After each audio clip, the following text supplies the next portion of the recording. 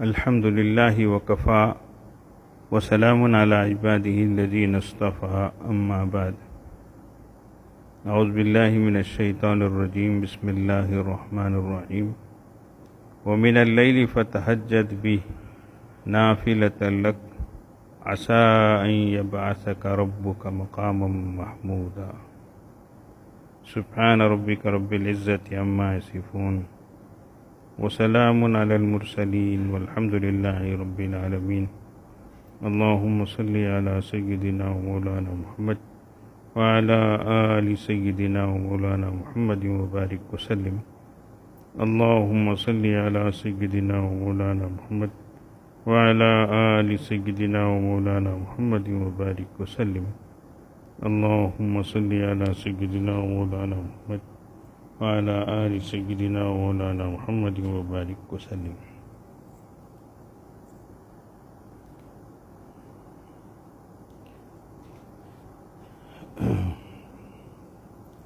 تہجد کی نماز کے سلسلے میں بات چل رہی تھی.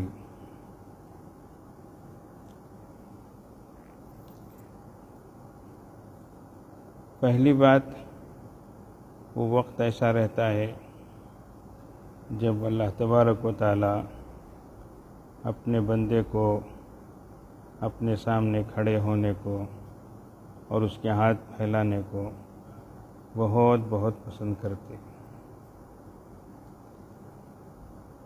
اس میں کوئی بھی بندہ ہو، عام طور سے لوگوں کے ذہنوں میں یہ بات ہوتی ہے، ہم کیا ہیں، ہماری دعا قبول ہوگی کیا، اللہ ہماری بات سنیں گے کیا. ایسی بات ذہنوں میں آتی اور ساتھ ہی ساتھ شیطان بھی بہکا دیتا، تو کیا، تیری حیثیت کیا، یہ منہ لے کر تو اللہ کے سامنے جاتا کیا، اس طرح کی باتیں.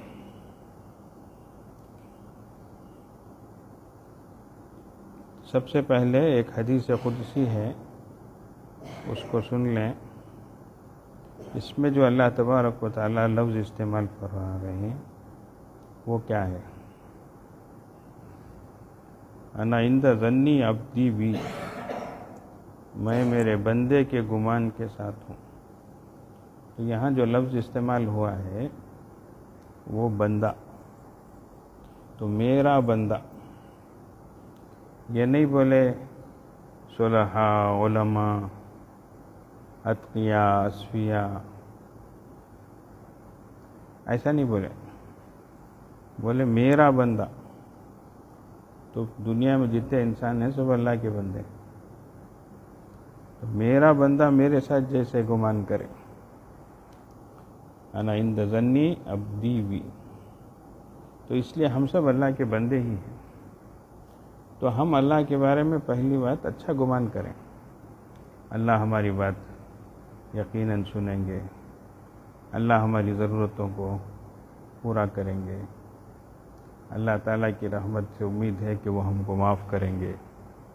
تو اس طریقے سے سب سے پہلی بات ہے اللہ کے سلسلے میں اچھا گمان ہونا چاہیے. اس لیے آج یہ بات بہت اہمیت کے ساتھ عرض کی جا رہی ہے. عام طور سے لوگ بولتے ہمیں کیا حضرت، ہماری دعا کیا قبول ہوتی کیا حضرت، ایسا کر کے. بھئی ہمیں تمہیں چھوڑ دو، اللہ کو دیکھو. تو اس لیے اللہ کیسے ہیں، اللہ کی رحمت کیسی ہے، اس کو دیکھو. پھر اللہ تعالیٰ خود فرماتے ہیں من تقرب الیہ شبرا تقربت الیہ ذراعا، جو میری طرف ایک بالشت آگے بڑھتا ہے، قریب ہوتا ہے، تو میں ایک ہاتھ اس سے قریب ہوتا ہوں. اللہ ہم سے بڑھ کر آگے آ رہے ہیں. ومن تقرب الیہ ذراعا تقربت الیہ باعا، جو میری طرف ایک ہاتھ بڑھ کے آتا ہے تو میں 2 ہاتھ اس کی طرف آتا ہوں. ومن اتانی یمشی اتیتہ ہرولۃ، جو میری طرف چل کے آتا ہے میری رحمت اس کی طرف دوڑ کر آتی. تو یہ سب کے لیے ہے.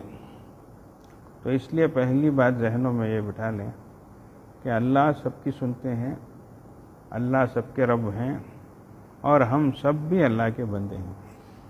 تو اس لیے آئندہ سے ایسی غلط فہمی میں مبتلا نہیں ہونا. ہماری دعا قبول ہوتی کہ حضرت ہمیں کون، حضرت نہیں، ہمیں کون بھی نہیں، ایسا سمجھنا اچھی بات ہے، لیکن اللہ کے سامنے سرنڈر ہو جانا، اللہ میں کچھ بھی نہیں ہوں، اللہ تو ہی سب کچھ ہے، اللہ، ایسا سرنڈر ہو گیا تو بہت آسان، مسئلہ آسان ہو جاتا.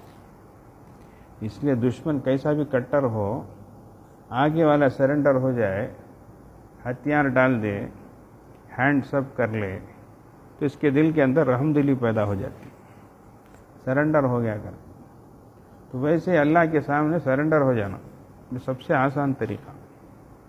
اللہ میں کچھ بھی نہیں، میں گنہگار، میں خطا کار، میں سیاہ کار، اور تو سب کچھ ہے، نوازنے والا ہے، عطا کرنے والا ہے، دینے والا ہے، معاف کرنے والا ہے، بہت بخشنے والا ہے. تو یہ بہت آسان طریقہ ہے. تو اس لیے پہلی بات سب اللہ سے قریب ہونے کی کوشش کرنا، سب اللہ سے مانگنے کی کوشش کرنا. اب بزرگان دین فرماتے ہیں بعض لوگوں کو تہجد میں اٹھنا، اللہ کے سامنے کھڑے ہونا، دعا مانگنا کر کے خواہش رہتی ہے. اس کے لیے کچھ چیزیں بتاتے ہیں. اگر ان باتوں کا خیال رکھیں گے تو انشاءاللہ یہ نعمت ہم کو بھی نصیب ہو جائے گی.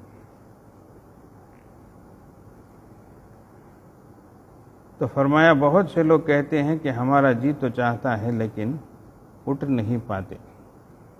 تو دیکھیں بعض چیزوں کے اہتمام سے تہجد کے وقت اٹھنے میں آسانی پیدا ہو جاتی ہے.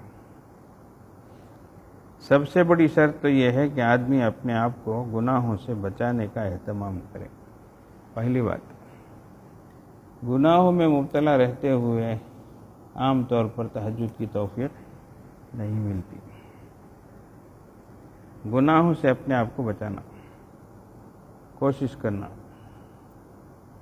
ایک واقعہ لکھتے ہیں حضرت سفیان ثوری رحمہ اللہ، بہت بڑے بزرگ، فرماتے ہیں کہ ایک مرتبہ میں نے مسجد میں ایک آدمی کو دیکھا کہ وہ دعا مانگ رہا ہے اور خوب رو رہا ہے. اب وہ بیچارہ تو اپنا کام کر رہا ہے، لیکن میرے دل میں اس کے متعلق بدگمانی پیدا ہوئی کہ دکھانے کے لیے رو رہا ہے. بس اتنی بات میرے دل میں آئی. میرے دل میں صرف یہ خیال آیا، میں نے اس بات کا زبان سے کسی کے سامنے اظہار بھی نہیں کیا، لیکن اس کے بعد چند روز تک رات کو تہجد کے لیے اٹھنا، اس نعمت سے میں محروم ہو گیا. باوجود بہت کوشش کے بھی اٹھ نہیں پاتا. پھر میں نے صلاۃ التوبہ پڑھی اور اللہ تعالیٰ سے دعا کی، اے اللہ مجھے معلوم ہو جائے کہ میرے کس گناہ کی وجہ سے میں تہجد کی نعمت سے محروم ہو گیا. تو میرے دل میں ڈالا گیا کہ تو نے فلاں آدمی کے متعلق ایسا ایسا سوچا تھا. اب دیکھو یہ بات کیسی ہے، کسی کے سامنے بولے بھی نہیں، بس دل میں ایک بات آئی، ایک خیال آیا. اس کے بعد میں نے اس گناہ سے خصوصیت سے توبہ کی تو پھر دوبارہ توفیق میسر ہوئی. اس سے معلوم ہوا کہ گناہوں کی وجہ سے آدمی اس سے محروم ہو جاتا ہے. تو پہلی چیز، گناہوں سے بچنے کا اہتمام کریں، خاص کر فضول گوئی، بیکار کی باتیں. ایک بزرگ بولے آج کل فری میں کچھ کام مل جائیں گے آپ کو. وہ کیا؟ تذکرے، تبصرے، مشورے. کیا تذکرے؟ انہیں معلوم کیا تجھے، انہیں کیا کریا سو شروع وہاں سے شیطان آ گیا. اب کیا کر دیا انہیں؟ ریڈیو سٹارٹ کر کے والیوم آن کرے، بس شروع وہاں سے. اس پر دوسرا ایک تبصرہ کرتا، تجھے کیا معلوم، مجھے معلوم ہے. دیکھ اب وہاں سے شروع. تو تذکرہ شروع ہوا، پھر تبصرہ شروع ہوا، پھر تیسرا آتا، نہیں بھائی چھوڑو اسے، ہمیں سمجھانا نہیں کیا، شجاع کو ایسا بولیں گے کر کے انہیں ایک مشورہ دیتا کیا ویسا تذکرہ تبصرہ مشورہ، سمجھ رہے ہیں؟ تو اس لیے پہلے انسان اپنے گریبان میں منہ ڈال کر دیکھے میں یہ کہیں کو اس کے بارے میں کر لگ بیٹھا ہوں. تو یہ اور ایک بزرگ بولے مشورے دینے والے تو بہت ہوں گے لیکن جو انسان کی ضرورت ہے وہ دینے والے بہت کم ہوں گے. ایسا کر لو ویسا کر لو یہ کرو وہ کرو، لیکن ضرورت پر ایک دمڑی دیں گے نہیں، مشورے بڑے دیں گے، سمجھتے ہیں؟ تو اس لیے اس زمانے میں مشورہ دینا بہت آسان کام ہے. تو فرمایا فضول گوئی سے، بیکار باتوں سے بچے. ہاں، گپ شپ کرنا، بیکار باتیں کرنا. فرمایا فضول گوئی کے نتیجے میں بھی آدمی تہجد سے محروم ہو جاتا. بیکار بات ہی کرنا نہیں، وہی نہیں، بیکار کام بھی اس میں آ جاتا. اب اس میں موبائل ڈھونڈے کر ہے کیا، اب سامنے والے کا موبائل ہاتھ میں لیا، لگ کتنے آپشن ہیں، یہ ہی وہی سب دیکھا، گھنٹہ ٹائم دیکھا. اب پھر اسے واپس دے دیا، کیا ہوا تیرا، کیا بنیا؟ اس کا موبائل اس کے ہاتھ میں چلے گا، تیرے نامہ اعمال میں کیا آیا؟ بعض لوگ دیکھتے دیکھتے بیلنس کہتا ہے کہ دیکھ لیتے، سامنے والے کو بڑا غصہ آتا ہے، تو کہیں کرے دیکھتا سو تجھے کیا رہے، وہ صرف ضرورت ہے. میں کہتا تو بھی ڈال دوں گی، کتنا تو بھی ریچارج کر دوں گی، تجھے کیا رہے گا؟ وہاں سے پھر پنچایت شروع ہو جاتی. میں دیکھا سو نا، ابھی کیا کئی کرے دیکھا تو کیا ضرورت تھی تجھے دیکھنے کی؟ کر یہ سب بیکار کی چیزیں ہیں. بعض لوگ دوسروں کی ہسٹری دیکھتے، انہیں کیا دیکھے سو، انہیں کیا نونڈے سو کر، وہ ایک پریشانی. ابھی پریشانی تو کہیں کرے جھک کو دیکھتا سو تجھے کیا رہے پڑی ہے گھر کو، تو تیرا دیکھ لے رہے گا. اب وہاں سے شروع، شیطان آ گیا. دوسری بات، آدمی رات کو کچھ کم کھائے تاکہ زیادہ نیند نہ آئے. ذرا کم کھاؤ بولتے بزرگاں، تھوڑا کم کھائے تو زیادہ نیند نہیں آئے سکا. اب یہ بات کیا حضرت، پہلے سے رمضان ہے اس پر کم کھاؤ گا بولتے نا حضرت. بہرحال بزرگان دین اپنے تجربے کی بات بتا رہے ہیں.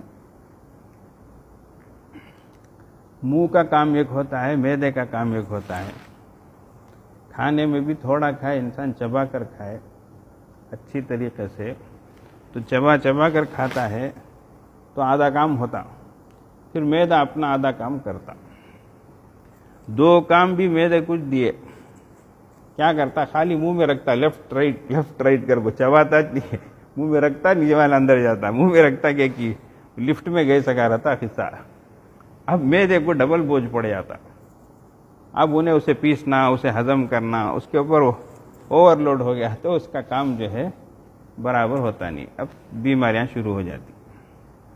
تو اس لیے سائنس والے بھی بولتے سلیوا کر کے ایک چیز منہ میں رہتی، کیا بولتے، تو وہ جو ہے جب غذا کے ساتھ ملتی ہے تو وہ غذا کو ہضم کرتی ہے. اس میں اللہ تعالیٰ ایک تاثیر رکھا ہے، سبحان اللہ. اسی لیے اچھا چبا کر کھاؤ بولتے، چھوٹا لقمہ کھاؤ.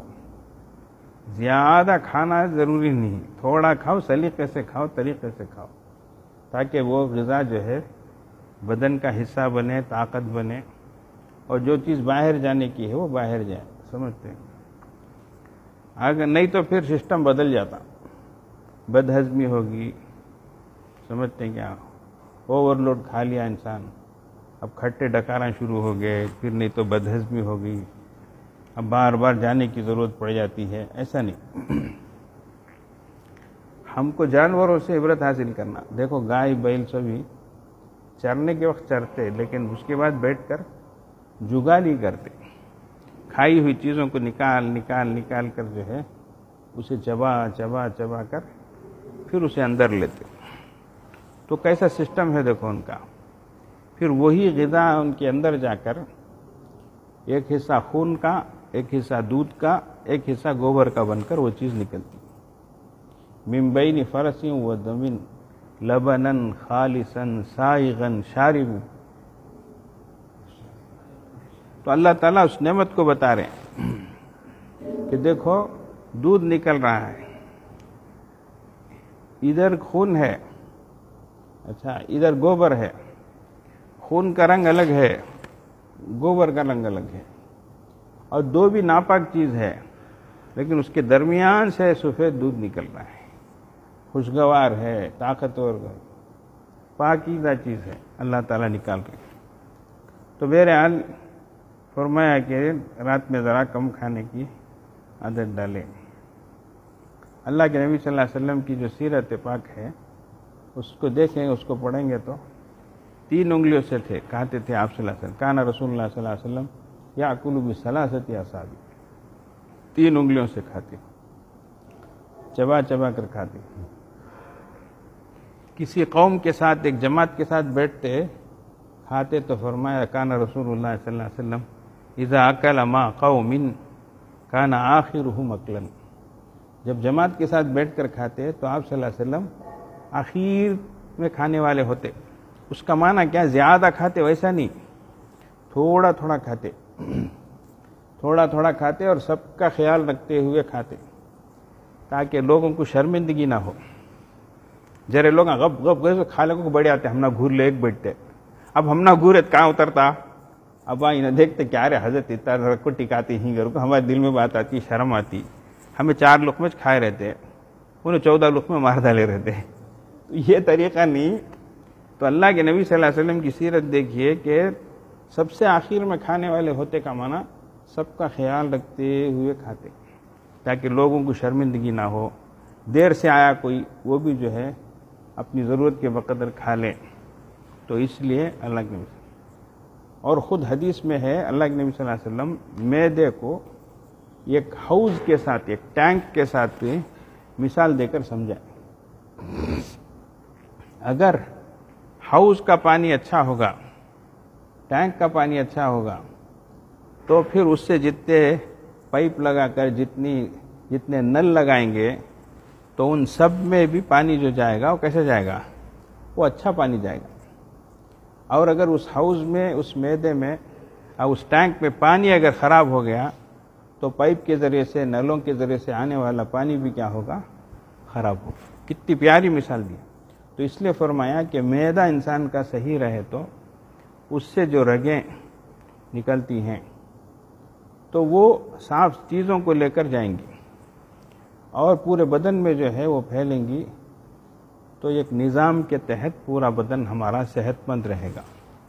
اور اگر معدے کا نظام خراب ہے تو جو چیزیں بدن میں پھیلیں گی وہ صالح نہیں ہوں گی، تو اس کے وجہ سے جو ہے مزاج بگڑے گا، فوڈ انفیکشن ہوگا بولتے ہیں، یا بد ہضمی ہوگی بولتے ہیں، اچھا اس طریقے موشن شروع ہو گئے بولتے ہیں، یہ سب چیزیں۔ تو دیکھو اللہ کے نبی صلی اللہ علیہ وسلم روحانی طبیب کے ساتھ ساتھ جسمانی طبیب بھی ہیں۔ امت کو کتنی پیاری پیاری باتیں، چھوٹی چھوٹی باتیں اللہ کے نبی صلی اللہ علیہ وسلم سنا رہے ہیں۔ پانی کو تھوڑا تھوڑا پیو، گھونٹ گھونٹ پیو، چوس چوس کر پیو، مطلب کیا ہے، اندر جائے تو بالکل رگوں میں وہ سرایت کرتے ہوئے جائے، ایسا نہیں کہ گٹ کٹ کٹ کر کے یہ پیے۔ تو یہ دوسری چیز فرمایا، آدمی رات کو کچھ کم کھائے تاکہ زیادہ نیند نہ آئے۔ پھر ایک اور بات تہجد میں اٹھنے کے لیے اس کا بھی اہتمام ہو کہ بستر بہت زیادہ نرم نہ ہو۔ حضرت حفصہ رضی اللہ عنہ کی روایت شمائل میں اور دوسری کتب میں ہے کہ ان کے گھر میں حضور صلی اللہ علیہ وسلم کا بستر صرف ایک ٹاٹ کا تھا۔ حضرت حفصہ رضی اللہ عنہ فرماتی ہیں کہ ہم اس ٹاٹ کو ڈبل کر کے بچھا دیا کرتے تھے رسول اللہ صلی اللہ علیہ وسلم کے واسطے۔ ایک رات میں نے سوچا کہ اسی کو ڈبل کے بجائے چوہرا یعنی 4 گنا زیادہ اس کو ڈبل کر، یعنی ڈبل کا ڈبل کر لوں تاکہ ذرا نرم ہو جائے۔ حالانکہ وہ وہی ٹاٹ تھا جس کو ڈبل بچھاتے تھے۔ آج چوہرا کرنے کو سوچا تاکہ حضور صلی اللہ علیہ وسلم کو تھوڑی راحت پہنچ جائے، چنانچہ ایسا کر کے بچھا دیا۔ اب دیکھو، صبح اٹھ کر حضور صلی اللہ علیہ وسلم نے پوچھا آج بستر کے طور پر میرے لیے کیا بچھایا گیا تھا؟ بتایا اللہ کے رسول وہی ٹاٹ تھا جو روزانہ بچھاتے ہیں. ہاں اتنا کیا تھا کہ روزانہ ٹاٹ کو ڈبل کر کے بچھاتے تھے، آج 4 گنا کر کے بچھا دیے. اس پر حضور صلی اللہ علیہ وسلم نے ارشاد فرمایا، ہاں آج اس کی نرمی نے مجھے رات کو اٹھنے سے روک دیا، یعنی میں وقت پر نہیں اٹھ پایا اور دیر ہو گئی. تو جب حضور صلی اللہ علیہ وسلم پر نرم بستر کا یہ اثر ہو سکتا ہے تو میں اور آپ اگر نرم بستر پر سوئیں گے تو ہمارا کیا ہوگا؟ تو بہرحال تھوڑا مجاہدہ برداشت کرنے کو فرما رہے ہیں. اس لیے اس کا بھی اہتمام ضروری ہے کہ بستر کچھ ایسا رکھا جائے کہ ہمارا اٹھنا آسان ہو جائے. یہ تیسری چیز ہے. چوتھی چیز فرمایا، اٹھنے کے واسطے اللہ تعالیٰ سے دعا کریں، اللہ سے مدد مانگیں. اے اللہ ہم کو تہجد کو اٹھا دے، اللہ تیرے سامنے کھڑنا نصیب فرما دے. تو اللہ سے دعا مانگ رہے ہیں. حضرت مولانا تقی عثمانی صاحب دامت برکاتہ ہمیشہ فرمایا کرتے ہیں، انسان نیکیوں کے لیے بھی یعنی کرنے کے واسطے اللہ سے توفیق مانگے، برائیوں سے بچنے کے واسطے بھی اللہ سے طاقت قوت مانگے. کوشش کے ساتھ ساتھ دعا مانگنا یہ اس لیے ہے کہ اگر انسان اور بشر ہونے کے ناطے کوئی غلطی ہو گئی تو اللہ کی بارگاہ میں یہ تو انسان کہہ سکے کہ اللہ میں آپ سے مدد بھی مانگا تھا، دعا بھی مانگا تھا یا اللہ. ورنہ اللہ ادھر سے پوچھ دے تیری طاقت نہیں تھی برابر، تو میرے سے دعا کیوں نہیں مانگا؟ دعا مانگتا تو میں تیری مدد کرتا. ایسی بات. تو اس لیے عذر و معذرت کے طور پر ہم کو ایک بات یہ بھی ہے کہ ہم اللہ کی بارگاہ میں دعا کر لیں. اب کچھ باتیں عرض کی جا رہی ہیں، اس کو ذرا سنو. پھر ایک ضروری بات یہ ہے کہ بہت سے لوگ نیت کر کے سوتے ہیں کہ اگر اللہ تعالیٰ توفیق دیں گے تو اٹھیں گے. تو دیکھو آدمی جب کسی اچھے کام کی نیت کرتا ہے تو اللہ تعالیٰ کی طرف سے بھی اس کے اسباب ضرور مہیا کیے جاتے ہیں. تو پہلی بات انسان نیت کرے. مثلا آپ نے نیت کی کہ آج مجھے تہجد پڑھنی ہے تو 3 بجے آپ کی آنکھ ضرور کھلے گی. اس وقت جو آنکھ کھلی تو بس سمجھ لو کہ یہ اللہ تعالیٰ کی طرف سے آپ کی مدد ہوئی. اب آپ نے دعا کی، کوشش کی، الارم وغیرہ رکھے یا جو بھی انتظام تھا وہ کیے. اب نیند کھلی تو اللہ تعالیٰ نے آپ کی امید پوری کر دی کہ آپ کی نیند پوری ہو گئی اور آنکھ کھل گئی. اب اس کے بعد کے کرنے کا جو کام ہے وہ ہمارا ہے. لہذا اب ہمت کر کے اٹھنا، وضو کرنا اور نماز کے لیے کھڑا ہونا آپ کا کام ہے. اب ہمارا مقابلہ شیطان سے ہوتا ہے. اس موقع پر شیطان اور نفس دونوں بیچ میں رکاوٹ پیدا کرتے ہیں. یہ خیال ڈالتے ہیں کہ ابھی 2 منٹ میں اٹھتا ہوں. کیا اب یہ 2 منٹ جو ہے یہ بڑے خطرناک ہے. بس جو 2 منٹ کے لیے کروٹ لے کر سوتے ہیں تو ایسی گہری نیند آ جاتی ہے کہ فجر کی نماز بھی قضا ہو جاتی. اب اللہ اپنی طرف سے جو کرنا تھا وہ کیا. پھر دوسرے دن اور بعد میں بھی یہی تمنا کرتے رہتے ہیں لیکن آنکھ نہیں کھلتی. تو دراصل اس لیے کہ اللہ تعالیٰ نے جو نعمت عطا فرمائی تھی اس کی ناقدری ہوئی جس کا اثر ہوتا ہے. اس لیے بزرگوں نے لکھا ہے کہ پہلے دن وقت پر آنکھ کھلنا اور نیند کا پورا ہو جانا یہ وارد روحانی یعنی اللہ تعالیٰ کا مہمان ہے. کل بولے نہیں کیا اللہ تعالیٰ جب کوئی نعمت بندوں کو دیتے ہیں تو عام بندوں میں اور اللہ کے نیک بندوں میں فرق کیا ہوتا ہے کر کے ایک مثال دیے تھے. جیسے ایک ٹینک ہے، اوپر سے پانی پڑ رہا ہے. اب اگر اس ٹینک کے پانی کی حفاظت ہو جائے تو اس کے ذریعے سے پائپ لگا کر، نل لگا کر وہ گھر والا خود بھی فائدہ اٹھا سکتا ہے، دوسروں کو بھی فائدہ پہنچا سکتا ہے.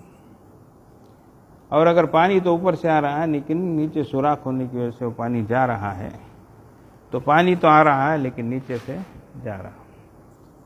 تو ویسے ہی اللہ تعالیٰ جو نعمت سے بندے کو نوازتے ہیں اس کی اگر حفاظت کر لی جائے تو اس سے خود کو بھی فائدہ ہوگا اور ہمارے ذریعے سے دوسروں کو بھی فائدہ ہوگا. نہیں تو پھر وہ نعمت ملے گی اور دوسری طرف سے وہ ہمارے ہاتھ سے نکل جائیں گی. تو یہاں حضرت فرما رہے ہیں کہ یہ وارد روحانی ہے، یعنی اللہ کا مہمان ہے جو آیا. اس کا مطلب یہ ہے کہ کسی نیک کام کے کرنے کا دل میں جذبہ پیدا ہونا، یہ اللہ کی طرف سے. مثلا اللہ تعالیٰ نے پیسے دیے تو دل میں خیال آیا کہ اس کو نیکی کے فلاں کام میں خرچ کرنا ہے، لیکن آپ نے کہا کہ ابھی جانے دو پھر خرچ کروں گا. تو جیسے آپ کے گھر میں کوئی مہمان آئے اور دروازہ کھٹکھٹائے اور آپ دروازہ نہ کھولیں تو اگر وہ شریف اور باغیرت مہمان ہوگا تو ایسا جائے گا کہ دوبارہ کبھی آپ کے گھر کا رخ نہیں کرے گا.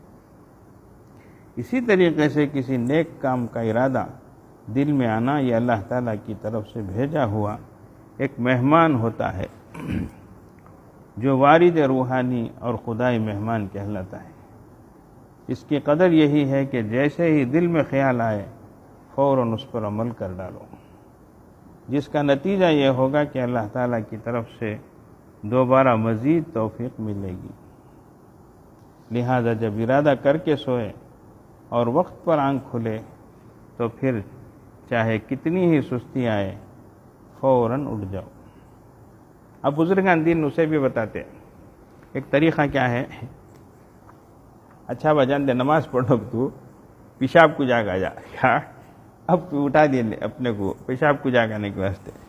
اب پیشاب کر لیا کیا، اب اس کے بعد اچھا جان دے اب وضو نہیں ہے نا تو وضو تو بھی کر لے جان دے، نماز پڑھنے کو کیا کر لے وضو تو بھی کر لے جان دے. اب وضو کر لیا، اب وضو کر کو ہونچ کیا رہتا ہے، ایک دو رکعت نماز پڑھ لے، سمجھتے کیا. تو تھوڑے تھوڑے طریقے سے اپنے کو آمادہ کر لینا، سمجھتے. اب وضو کر کے انسان ویسے ہی رہے تو بول لینا دل کو کیا وضو کر لیا، اب کیا کرنا ہے، نماز پڑھنا ہے، نماز پڑھ لیا. اب نماز بھی پڑھ لیا، اللہ کا دربار کھلا ہے، اللہ دینے کے لیے آمادہ ہیں. ایک دو دعا مانگ لے اللہ کے سامنے، ایک دو آنسو بہا لے. تو اس طریقے سے اللہ والے کہتے ہیں کہ تھوڑا تھوڑا اپنے کو آمادہ کر لے. لہذا جب بندہ ارادہ کر کے سوئے اور وقت پر آنکھ کھلے تو پھر چاہے کتنی ہی سستی آئے فوراً اٹھ جائے اور کم سے کم 2 رکعت پڑھ ہی لو. پھر نیند آئے تو سو جاؤ. بعد میں جو ہے بہت زیادہ نیند کا تقاضا ہے سو جاؤ، لیکن فجر میں دوبارہ اٹھ جاؤ. اگر آج ایسا کرو گے تو دوسرے دن انشاءاللہ دوبارہ توفیق ملے گی. اور اگر آج یوں سوچو گے کہ 5 منٹ سو جاؤں پھر اٹھتا ہوں تو پھر آج بھی سوئے رہو گے اور آئندہ کل بھی آنکھ نہیں کھلے گی. تو اس لیے جو ہے ہمت کرنا یہ ضروری ہے. تو یہ تو آپ تہجد کی بات بولتے نا حضرت، ہم نہ فجر کو چھوٹنے ہوتا نہیں نہ حضرت کر کے. اب تو خیر رمضان میں سحری کے لیے اٹھنا ہی ہے تو اس لیے اٹھ جاتے ہیں اور اکثر لوگ فجر پڑھ لیتے ہیں. لیکن عام دنوں میں بڑا برا حال ہوتا ہے، پورا محلہ جو ہے وہ سویا رہتا ہے، قبرستان کے جیسا معلوم ہوتا. یہ بہت بری بات ہے. یہ اللہ اکبر، محلہ کا محلہ پورا جو ہے سویا رہے، کتنی بری بات ہے یہ. اب اگر انسان نماز چھوڑ کے سو رہا ہے تو اس کو اللہ کے نبی صلی اللہ علیہ وسلم کیا فرما رہے ہیں. کتنی بڑی بات ہے. اللہ کے نبی صلی اللہ علیہ وسلم فرما رہے ہیں. حضرت عبداللہ ابن مسعود رضی اللہ عنہ فرماتے ہیں کہ نبی کریم صلی اللہ علیہ وسلم کے سامنے ایک آدمی کا تذکرہ کیا گیا کہ وہ رات بھر سوتا رہا یہاں تک کہ صبح کر دی. تو نبی کریم صلی اللہ علیہ وسلم نے جواب میں ارشاد فرمایا، دراصل اس آدمی کے کان میں شیطان نے پیشاب کر دیا. کیا کر دیا؟ شیطان نے پیشاب کر دیا. اب شیطان پیشاب کرے کیا مطلب اس کا؟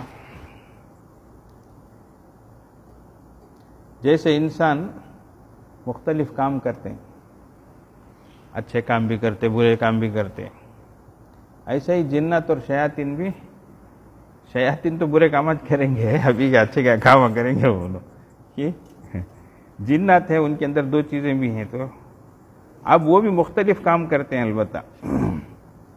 تو جیسے انسان مختلف کام کرتا ہے، کھاتا ہے، پیتا ہے، سوتا ہے، قضاء حاجت کرتا ہے، صحبت کرتا ہے، اسی طریقے سے شیطان بھی ایک کام کرتا ہے. تو اس لیے اگر واقعتاً شیطان نے اس کے کان میں پیشاب کر دیا ہو تو کوئی بعید بات نہیں ہے، ہمارے کو احساس نہیں ہوتا. احساس ہونا کیا، بہت ساری چیزیں ہمارے کو محسوس ہوتی نہیں. ڈاکٹر کہنے گے شوگر بڑھ گیا ہے، بولتے کیا اب ذرا اتنی شوگر نکال کو جسم سے دکھاؤ، بولے تو ہوتا کیا؟ نہیں ہوتا ہے کہ نہیں؟ ایسے ہی تمہارے اندر لوہے کی کمی ہے، آئرن کی کمی ہے بولتے، کیلشیم کی کمی ہے بولتے، بہت ساری چیزیں بولتے. تو انسان اسے اب دکھا سکتا ہے کیا، بتا سکتا ہے کیا؟ نہیں کر سکتا، لیکن مانتا ہے. شوگر بڑی کر بولے تو مانتا، حجت نہیں کرتا، ڈاکٹر کے سامنے بحث نہیں کرتا. وہ کیوں؟ اس لیے کہ شوگر بڑی تو جو چیز اس کے جو آثار ہیں، اس کی وجہ سے جو بدن میں تبدیلی آئی ہے وہ محسوس ہونی شروع ہو جاتی ہے. تو اس لیے شوگر بڑھ گئی تو جو چیزیں ہیں وہ اس کے اندر ہیں، وہ سمٹمز اس کے اندر ہیں، تو اس لیے شوگر بڑھے گی کر کے مانتے. سمجھ رہے؟ ویسا ہی شیطان اگر پیشاب کیا ہے بولے تو ایک معنی حقیقت میں پیشاب کیا، یہ بھی رکھ لو. کیا چنانچہ بہت سے حضرات محدثین اسی کے قائل ہیں، اور شیطان کا پیشاب کرنا گویا اس کے ساتھ ایک طرح کا کھلواڑ کرنا ہے کہ شیطان نے اسے اتنا ذلیل اور رسوا بنا دیا اور اس کے ساتھ ایسا ٹھٹا کیا کہ اس کے کان میں پیشاب کر دیا. جیسے کوئی آدمی کسی کی تذلیل کرنا چاہتا ہے تو کہتا ہے کہ میں نے فلاں پر تھوک دیا. تھوک نہ بولتے، اچھا تو ایسا. اچھا، بعضوں نے کہا کہ شیطان کے پیشاب کرنے کا مطلب یہ ہے کہ اس کے کانوں کو ایسا بوجھل بنا دیا کہ اس کو اٹھانے والی آوازیں اس کے کان تک نہیں پہنچ پاتی. جیسے کان میں اگر پانی چلا جاتا ہے تو اس کی وجہ سے کان بوجھل ہو جاتا ہے، ایک دم بھاری ہو جاتے کان، کچھ بھی سنائی نہیں دیتا، وہیں کر کے ایک قسم کی آواز محسوس ہوتی، کان بھاری ہو جاتا. اب جھٹک لگو، ہل لگو، حدر لگو، انہیں کاٹ لگو، ہے نہیں، کان میں یہ ڈالتا وہ ڈالتا. تو فرمایا کہ کانوں کو اگر اس میں پانی پڑ جائے تو کیا ہو جاتا ہے، بوجھل بنا دیتا ہے. کان میں اگر گرم پانی چلا جائے تو اس کی وجہ سے کان بوجھل ہو جاتا ہے اور سننے کی صلاحیت ختم ہو جاتی ہے. اور عام طور پر آدمی کو نیند سے بیدار کرنے والی چیز اس کی قوت سامعہ ہی ہوتی ہے، یعنی کان کی سننے کی صلاحیت ہی کے نتیجے میں آدمی نیند سے بیدار ہوتا ہے. تو حضرت کیا فرمانا چاہ رہے ہیں کہ انسان اٹھنا ہے بولے تو پہلے انہیں سننا، کوئی اسے اٹھاتے ہیں، الارم بجتی ہے، وہ آواز سنتا ہے پھر اٹھتا ہے. تو یہاں بتلایا گیا کہ شیطان نے اس کے کان میں پیشاب کر دیا، یعنی شیطان نے اس کے کان کو ایسا بوجھل بنا دیا کہ وہ اپنی نیند سے اٹھ نہیں پایا. تو یہ اس کا اثر ہے. کیا ہے بھائی؟ یہ اس کا اثر ہے. تو حدیث میں آتا ہے کوئی جھوٹ بولے تو فرشتہ جو ہے دور ہو جاتا ہے. کس کی وجہ سے؟ من نتنی ما جاء بھی، اس بدبو کی وجہ سے جو اس کے منہ سے آئی ہے. تو منہ سے بدبو آتی ہے، وہ فرشتے کو محسوس ہوتی ہے، تو فرشتہ کیا ہے، اس کی وجہ سے دور ہو جاتا ہے. ایسی بہت ساری چیزیں ہیں. اب ڈاکٹر کے پاس گئے تو وہ بولتا ہے تمہارے منہ میں پاوریا ہے، یہ بیماری ہے، کیا تمہیں یہ کرنا یہ نہیں کرنا، ایسا بولتا. عام لوگوں کو اس کا احساس نہیں ہوتا، لیکن جو اس لائن کے لوگ رہتے ہیں ان کو معلوم ہو جاتا ہے. تو ویسے ہی یہاں پر بھی کیا ہے، اس کے اثرات ہوتے ہیں. تو شیطان کان میں پیشاب کر دیا، یا جھوٹ بولے تو منہ میں جو ہے بدبو آ گئی، اس سے فرشتے دور ہو گئے. تو یہ سب ان کے اثرات کی وجہ سے. تو اس لیے بندے کو کوشش کرنا چاہیے کہ وہ ان چیزوں سے اپنے آپ کو بچائے. بہرحال اس میں ہمت کی بات ہے، بندے کو چاہیے کہ وہ ذرا ہمت کرے اور اپنے اللہ سے قریب ہو. تو شروع میں جیسے کہا گیا، کوئی بھی شروع ہی میں ہمت نہ ہار دے اور اللہ کے بارے میں کہ اللہ معاف کریں گے نہیں معاف کریں گے، اللہ ہماری بات سنیں گے نہیں سنیں گے، اس طرح کی چیز میں مبتلا نہ ہو، بلکہ اللہ کی رحمت تو معاف کرنے والے ہی. دیکھو اللہ نوازنے والے بھی ہیں. ایک بزرگ نے فرمایا کہ اللہ تعالیٰ نقطہ نواز ہیں. نقطہ کا تو 0 0. اب ہمیں ایک پیپر میں 1 لکھے، اللہ 0 بڑھا دیا، کتنا ہو گیا؟ 10 ہو گیا. ہمیں 10 لکھے، اللہ 0 بڑھا دیا، کتنا ہو گیا؟ یہ تو عام دنوں میں عام اعمال میں ہے. اور اللہ تعالیٰ 700 دیں گے، واللہ یضاعف لمن یشاء، اللہ اور بڑھ کر دیں گے، اللہ کی رحمت ہے. تو اللہ نوازنے بھی آتے ہیں اور معاف کرنے میں بھی آتے ہیں. تو اس لیے پہلی بات ہے اللہ کے سلسلے میں بہت ہمارے دلوں میں جو ہے وسعت ہونی چاہیے اور اللہ سے اپنا تعلق بڑھانا چاہیے. اس کا معنی یہ نہیں کہ نمازاں چھوڑ ڈالے، اللہ معاف کرنے والے ہی، کیا بھی کر لے تو اللہ معاف کر دیتے ہیں، ایسا نہیں، یہ مطلب نہیں ہے. سب کچھ کرتے ہوئے ڈرتے رہنا اور اللہ تعالیٰ سے ایک طرح سے امید رکھتے رہنا. اس لیے فرمایا نبی عبادی انی انا الغفور الرحیم ونبیہم ان عذابی هو العذاب العلیم. 2 بات بھی بتائیں، میرے بندوں کو بتا دو کہ میں غفور الرحیم بھی ہوں، لیکن ساتھ ہی یہ بھی بتا دو کہ میرا عذاب بھی بہت سخت ہے، میرا عذاب بھی بہت دردناک ہے. اللہ تعالی ہم سب کو اپنے نیک بندوں میں شامل فرمائے، طاعت کی توفیق عطا فرمائے، گناہوں سے ہم سب کی حفاظت فرمائے. وآخر دعوانا الحمدللہ رب العالمین. اللہم لک الحمد و لک الشکر یا ربی یا اللہ. اللہم صلی علی سیدنا و مولانا محمد وعلى آل سيدنا ومولانا محمد وبارك وسلم. ربنا ظلمنا أنفسنا وإن لم تغفر لنا وترحمنا لنكونن من الخاسرين. ربنا لا تزغ قلوبنا بعد إذ هديتنا وهب لنا من لدنك رحمة إنك أنت الوهاب. اللہ ہمارے گناہوں کو معاف فرما، ہماری خطاؤں لغزشوں کو درگزر فرما. اللہ ہماری ٹوٹی پھوٹی نیکیوں کو قبول فرما. اللہ ہمارے عیبوں کی پردہ پوشی فرما. اے اللہ اس ماہ مبارک کی پوری قدردانی کی توفیق عطا فرما. اے اللہ اس کی رحمتوں کو، اس کی برکتوں کو، اس کی مغفرتوں کو خوب حاصل کرنے کی توفیق عطا فرما. اللہ تعالی روزے کو جیسا کہ اس کا حق ہے ادا کرنے کی توفیق عطا فرما. اللہ قرآن کو جیسا کہ اس کا حق ہے پڑھنے کی توفیق عطا فرما، اور قرآن کو جس طریقے سے سننا ہے اس طریقے سے سننے کی توفیق عطا فرما. اس طریقے سے عمل کرنا ہے یا اللہ، اس طریقے سے ہمیں عمل کی توفیق عطا فرما.